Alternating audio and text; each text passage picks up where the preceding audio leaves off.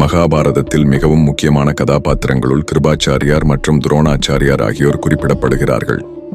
நாம் இந்த வீடியோவில் கிருபர், அவருடைய சகோதரி கிருபி மற்றும் கிருபியின் கணவர் துரோணர் ஆகியோரின் வரலாற்றை பார்ப்போம். கௌதம மகரிஷிக்கு சரத்வான் என்ற ஒரு மகன் இருந்தார். அவர் தவம் புரிந்து அஸ்திர வித்தையை கற்றார். மனைவியிடம் சேராமலேயே அவருடைய வீரியம் வெளியேறியது. அதிலிருந்து உதித்த குழந்தைகள் 2, ஒன்று ஆண் மற்றொன்று பெண். காட்டில் கிடந்த இந்த குழந்தைகளை வேட்டைக்குச் சென்ற சந்தனு மகாராஜா கண்டு அவற்றை எடுத்துச் சென்று வளர்த்தான். கிருபையுடன் அந்த குழந்தைகளை அவன் எடுத்து வளர்த்ததால் அந்த ஆண் குழந்தைக்கு கிருபர் என்றும் பெண் குழந்தைக்கு கிருபி என்றும் பெயர் சூட்டப்பட்டது.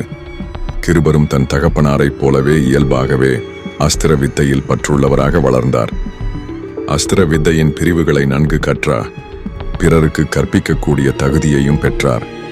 அப்படிப்பட்ட கிருபாச்சாரியார்தான் அஸ்தினாபுர ராஜ்யத்திற்கு குலகுருவாக விளங்கினார். அவரிடம்தான் பாண்டவர்களும் துரியோதனாதிகளும் அஸ்திர வித்தையை பயின்றார்கள். அதன் பிறகு அவர்கள் மேலும் தேர்ச்சி பெறுவதற்காக இன்னும் கடுமையாக பயிற்சி தேவை என்று பீஷ்மர் எண்ணினார். பீஷ்மரின் அந்த எண்ணத்தை நிறைவேற்ற வந்தவர்தான் துரோணாச்சாரியார். துரோணர் பரத்வாஜ் மகரிஷியின் மகன். பரத்வாஜ் மகரிஷியின் வீரியம் அவரது மனைவியுடன் சேராமலேயே வெளிப்பட்டு ஒரு பாத்திரத்தில் தங்கியது. அதிலிருந்து பிறந்தவர் துரோணர். பாத்திரம் என்பதற்கு சமஸ்கிருத சொல் த்ரோன் என்பது.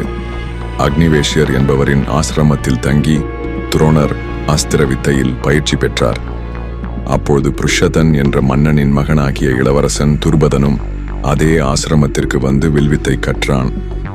2 மாணவர்களான துரோணரும் துருபதனும் நெருங்கிய நண்பர்களானார்கள். நான் அரசனான பிறகு உனக்கு நான் பாதி ராஜ்யத்தையும் தருவேன். நம் நட்பு அவ்வளவு நெருக்கமானது என்று துருபதன் துரோணரிடம் கூறுவான். குருகுல வாசத்தின் போது அவர்களுடைய நட்பு அவ்வளவு வலுவாக இருந்தது. தந்தையான புருஷதன் காலம் சென்ற பிறகு துருபதன் பாஞ்சால தேசத்தின் அரசனானான். துரோணர் கிருபரின் சகோதரியான கிருபியை மணந்தார். அவருக்கு ஒரு ஆண் குழந்தை பிறந்தது. பிறந்தவுடன் அது குதிரை போல் கனைத்தது. ஆகவே அதற்கு அஸ்வத்தாமா என்று பெயரிட்டார்கள். குதிரைக்கு சமஸ்கிருதத்தில் அஸ்வம் என்று பெயர். துரோணர் மிகவும் ஏழ்மையான நிலையில் இருந்தார். அஸ்வத்தாமாவுடன் விளையாடிய குழந்தைகள் பால் அருந்திய போது அஸ்வத்தாமா தானும் பால் அருந்த விரும்பி பெற்றோர்களிடம் தனது ஆசையை தெரிவித்தான். குழந்தையின் அந்த ஆசையை கூட நிறைவேற்ற துரோணரிடம் பொருள் இல்லை. அரிசி மாவை தண்ணீரில் கலந்து அதையே பால் என்று கூறி அஸ்வத்தாமாவை திருப்தி செய்தார் அவர். இப்படி குழந்தையை ஏமாற்ற வேண்டிய அளவுக்கு ஏழ்மை இருப்பதை நினைத்து வருந்தி பரசுராமரை அணுகினார் துரோணர். பரசுராமர் அந்த சமயத்தில் பெரும் தானங்களை செய்து வந்தார். ஆனால் துரோணர் அணுகிய போது பரசுராமரிடம் கொடுப்பதற்கு பொருள் எதுவும் இல்லை.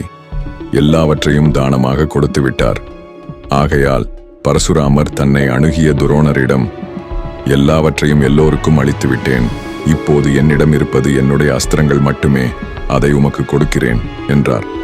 அதன் பிறகு துரோணர் விரதம் பூண்டு பரசுராமர் அறிந்த அத்தனை அஸ்திரத்தையும் கற்று அறிந்தார். இதன் பிறகு தன்னுடைய பழைய நண்பனாகிய துருபத மன்னனை அணுகினால் வறுமை சற்று நீங்கும் என்று நினைத்த துரோணர் துருபதனின் சபைக்கு சென்றார். பால்ய சிநேகிதத்தை நினைவுபடுத்தினார். ஆனால் மன்னன் என்ற கர்வத்தினால் துருபதன் துரோணர் கூறியதை கேட்டு ஆத்திரப்பட்டான். என்னை பார்த்து நண்பன் என்று கூறத் துணிந்த உமக்கு புத்தி மாறாட்டம் ஏற்பட்டிருக்கிறது. பெரும் செல்வத்துக்கு அதிபதியாக இருக்கிற அரசனுக்கு பொருள் இல்லாத உம்மை போன்ற ஏழைகளுடன் நட்பு ஏற்பட முடியாது. பால்ய சிநேகிதம் வயதான போது மறைந்து விடுவதை உலகில் பார்க்கிறோம். எந்த நட்பும் அழியாமல் அப்படியே இருப்பதில்லை. பெண்கள் காரணமாக நட்பு அழிகிறது. விரோதம் வளர்கிறது. கோபத்தினாலும் நட்பு அழிகிறது. பகைமை உண்டாகிறது. இது உலகத்தின் நடப்பு. ஏழை பணக்காரனுடன் நண்பனாக இருக்க முடியாது. முட்டாள் கற்றறிந்தவனுடன் நண்பனாக இருக்க முடியாது. கோழை வீரனுடன் நண்பனாக இருக்க முடியாது. பொருள், கல்வி, பலம், திறமை, பதவி இவை யார் யாருக்கு சம அளவில் இருக்கின்றனவோ அவர்களுக்குள் தான் நட்பும் திருமணமும் பொருத்தமாக இருக்கும். வலியவனுக்கும் இளைத்தவனுக்கும் நட்பு ஒருபோதும் கிடையாது. அரியா பருவத்தில் ஏற்பட்ட நட்பை பற்றி இப்போது நீர் பேசுவது முட்டாள்தனம் என்று கூறி துரோணரை சபை நடுவில் அவமானப்படுத்தினான் துருபத மன்னன். துரோணர் தனக்கு வந்த கோபத்தை அடக்கி கொண்டார். மனதிற்குள் ஒரு சபதத்தை செய்து கொண்டார். துருபதன் சபையிலிருந்து வெளியேறி நேராக அஸ்தினாபுரம் சென்றார். அங்கே கிருபருடைய ஆசிரமத்திலேயே துரோணரும் தங்கினார். இந்த சமயத்தில் பாண்டவர்களும் துரியோதனாதிகளும் நந்தவனத்தில் விளையாடிக் கொண்டிருந்த போது அவர்களுடைய பந்து கிணற்றில் விழுந்தது. அதை எடுக்க முயன்றபோது யுதிஷ்டிரனுடைய மோதிரமும் கிணற்றில் விழுந்தது. அவர்கள் அனைவரும் முயன்றும் இந்த இரண்டையும் வெளியே எடுக்க முடியவில்லை. இதை பார்த்து கொண்டிருந்த துரோணர் அவர்களை நெருங்கி, நீங்கள் இன்னமும் அஸ்திர வித்தையில் பூரணமாக தேர்ச்சி பெறவில்லை என்பதைத்தான் இது காட்டுகிறது என்று கூறி சில குச்சிகளை கிணற்றில் எய்தார்.